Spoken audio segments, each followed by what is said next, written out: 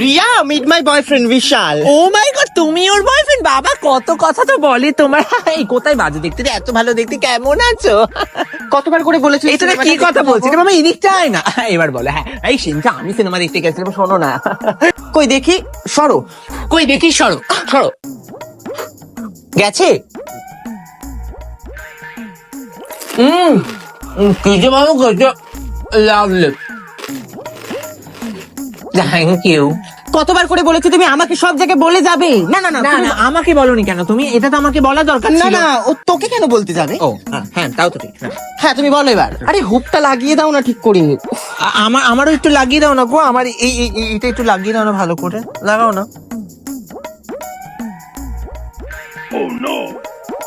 দুধ কলা দিয়ে কালসাপ পুষেছিলাম, তাই সবাইকে বলি বন্ধুদের সামনে নিজের বয়ফ্রেন্ডকে আনবেন না।